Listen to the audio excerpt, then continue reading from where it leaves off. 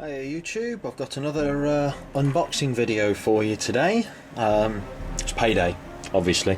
So to keep me occupied throughout December, along with the rest of me other Necrons, and basically so I don't spend any more on my Christmas shopping, this is me done for my Necron purchases for a while.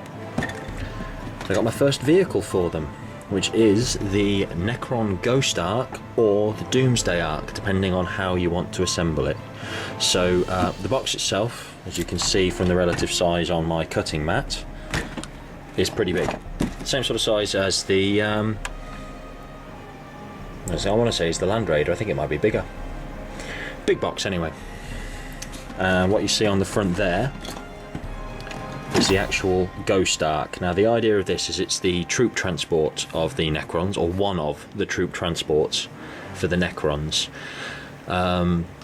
It can only transport warriors, not immortals. It can take 10 of them, but it can also repair them. So the model itself, really nice looking kit, has these Necrons actually in the barge, being transported in various states of disrepair, being worked on by tiny little scarabs. Don't get me wrong, it's a nice looking kit. I personally don't like it. I think it looks out of touch with the rest of the Necron theme. In all honesty, the Necron's very Egyptian, very Tomb Kings in space. There's no getting around it, and I like it. It's cool. You know, it's nice to have that theme there.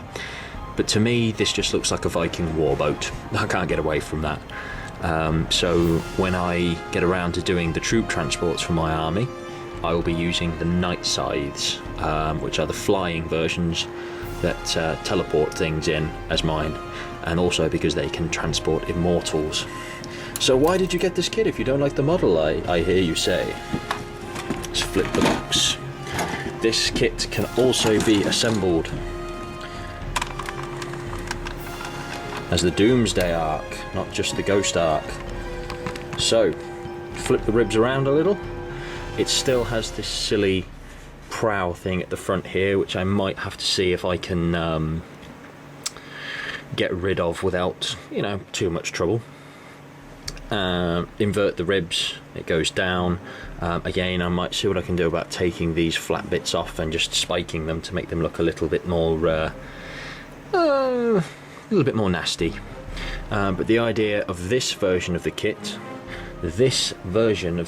is obviously protecting a huge great cannon underneath there, which has something like a 72 odd inch range, large blast. I think it's strength 9. Either way, it's pretty damn nasty. So this is what I will be building this kit into. But really, enough about what I'm going to do with it and what I like and don't like about it. You're watching this video because you want to see what's in the box, which I suppose is why they call it an unboxing. So give me 2 secs to crack the seal open, have a look-see over the sprues before I start ranting on about them, and yeah, back in 2 ticks.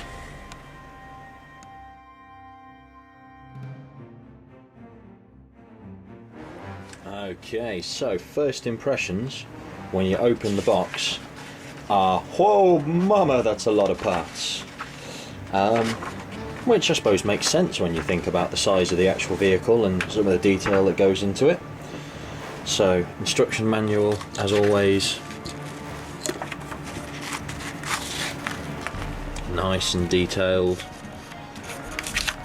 And should be pretty good.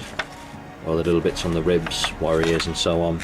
It looks like it assembles in compartments, so you can build the prow compartment, the actual driver's area,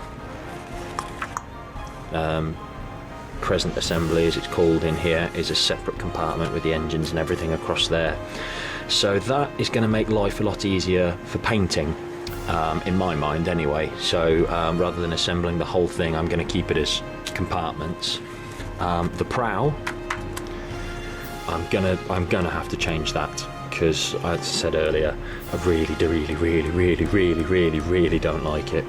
I'm almost tempted to do the Ghost Ark and turn it upside down so they all hang like bats, because I just think that'd be pretty different. But I want to blow stuff up, so it is going to be the Doomsday Ark. the kit itself comes across 3 sprues. So, first sprue, let's bring some light back onto here. The actual first sprue is the crescent assembly itself, so the sides of the crescent, the spinal plug, little bits for the driver, the pilot, whatever you want to call him, that's actually fused onto the machine. It's quite a nice kit, really well cast, which you'd expect from plastic kits. It's not like it's Forge World where it's all going to be horrible, but it's gone on really nicely. Nice bits of detail on here, and there's some bits that I can work with here, so it's going to be a fun little build. It's definitely going to be one to take in stages. The second sprue that I have here has some of these rib sections across them, has the Necron parts, though you can't really see them too well, so let's zoom in on there. So like things like the crossed arms, some rib interfaces, some broken legs.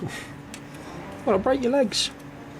Where things are like halfway through being repaired, which I think is pretty cool. Some of the engine vents, and where's it hiding?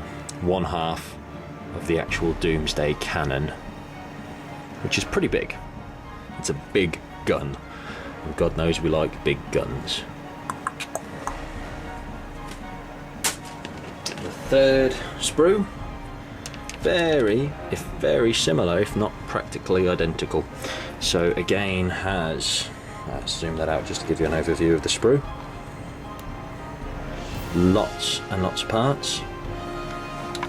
So the other half of the Doomsday cannon, more Necrons halfway through being repaired, more of the ribs, the actual Gauss blasters for the sides, because as well as the underslung cannon, the Doomsday Ark has Gauss blasters on the actual sides, mounted facing out, so it can broadside things.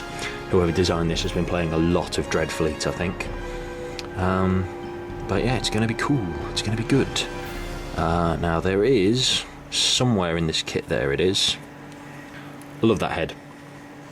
I don't know if you can see it too well, so without losing too much of the detail, that head is brilliant.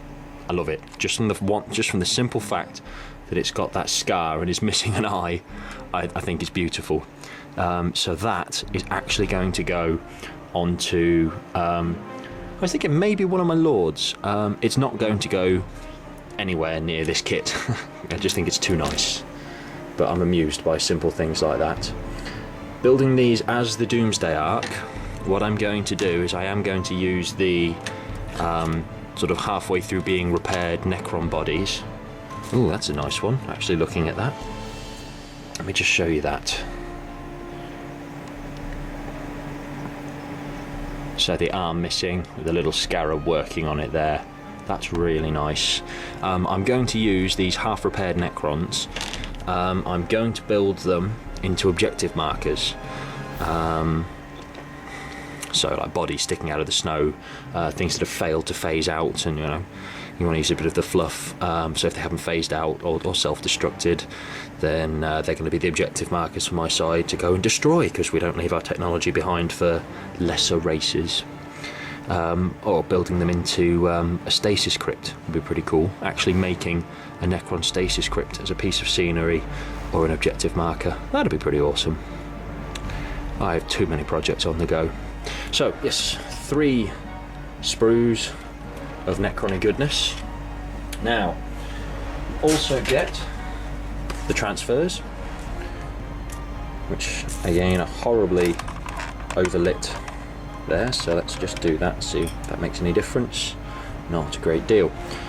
Same transfer sheets as in the warrior kits and the immortal kits, really.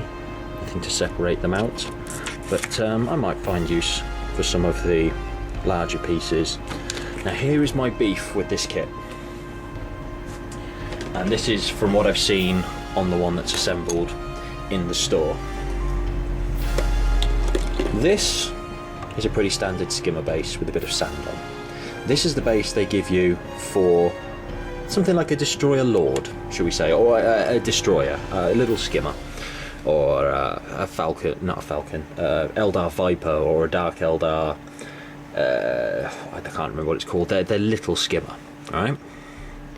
It's also the same size as what they give you for this skimmer that is about, you know, yay long. You can just see my fingers at the edges of the picture there. It's too small.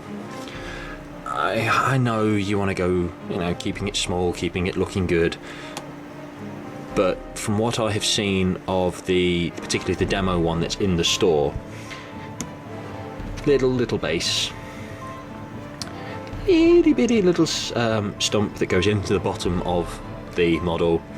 The model gets knocked on the end, that bit snaps, as happens with all flyers, and it just doesn't seem practical to me. Yeah, you've got the big flying bases from GW that have that cross system for things like the Storm Ravens and the Valkyries. Could you not come up with something smaller? Just, you know, not when I say smaller, shorter down, lower down, because it's a skimmer, not a flyer, I understand that.